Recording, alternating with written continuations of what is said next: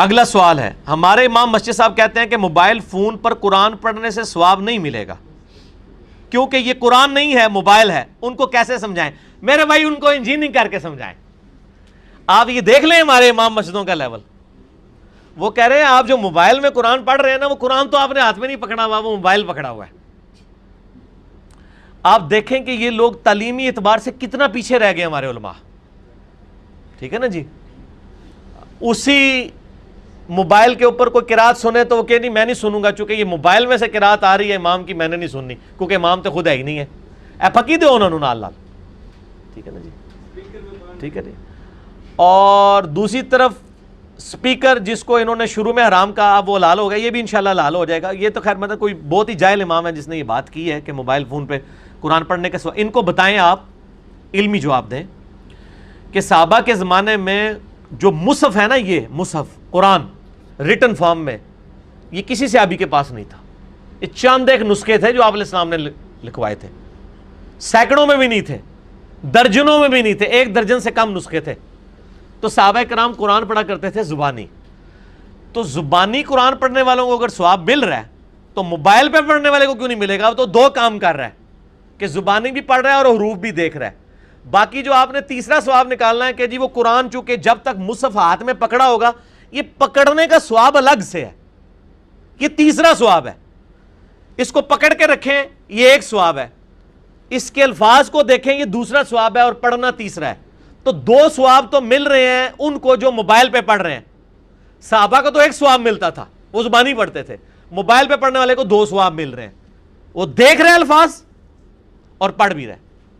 پکڑنے والا آپ کی نظر میں نہیں ہے نا، چلے ہم وہ مان لیتے ہیں آپ کو خوش کرنے کے لیے، لیکن پھر بھی صحابہ سے زیادہ ثواب مل رہا ہے عام بندے کو، کیونکہ الفاظ دیکھ بھی رہے اور پڑھ بھی رہے. اے پھکی جے انجینئرنگ کریں گے تواڈے نال، اللہ دے فضل نال ایسی انجینئرنگ ہوئے گی کہ بھول جاؤ گے سب کچھ.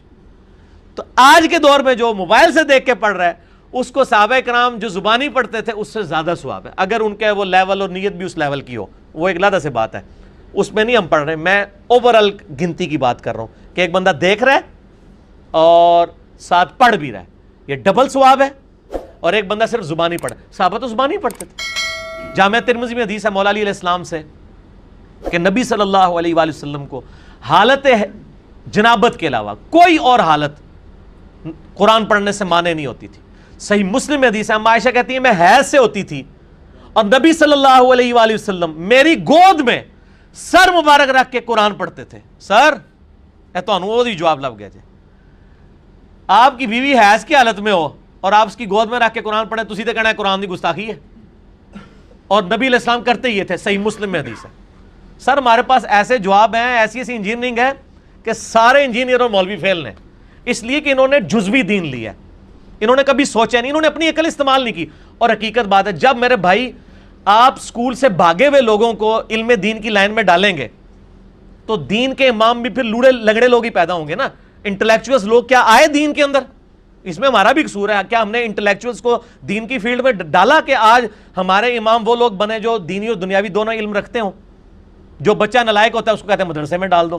تو سر پھر جب دین مدرسے میں اس طرح کے لوگ ڈالیں گے تو انہوں نے لائق تو کون نہیں ہو جانا، انہوں نے بعد میں پھر وہی نالائکیاں کرنی اور آپ کو اپنی مرضی کا دین سکھانا ہے. اما عائشہ کہتی ہے میں حیض کی حالت میں اور نبی علیہ السلام میری گود میں سر مبارک رکھ کے قرآن پڑھتے تھے، زبانی پڑھا کرتے تھے.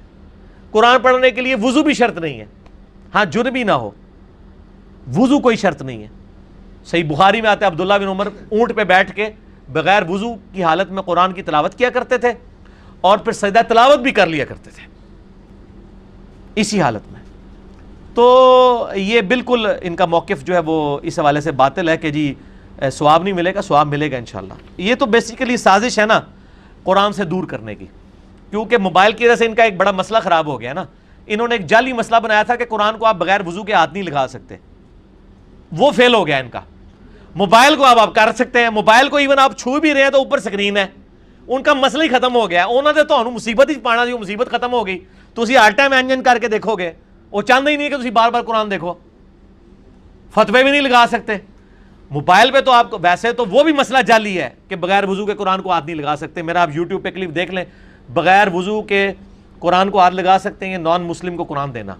وہ جعلی مسئلہ بھی اپنی موت مر گیا کہ جب موبائل میں قرآن آ گیا تو اب یہ کہہ نہیں سکتے کہ چھوا ہوا ہے آپ نے. تو انہوں نے کہا کہ اس کا طریقہ ہے کہ اگلا انہوں نے گولی کراؤ کہ سواب ہی کو نہیں جاؤں تاکہ ناسی جان قرآن تو نہ اسی نہ نسن دیں اللہ فضل نال تسی داڑیاں پگڑیاں رکھ کے جو علماء یہود دا کردار ادا کر رہے ہو نا مسلمانوں گھس کے، تو اللہ کے فضل سے اسلام کے مجاہد بھی موجود ہیں جو آپ کو ان صفوں سے نکال کے اور آپ کی بدعقیدگیاں لوگوں کے اوپر واضح کریں گے انشاءاللہ۔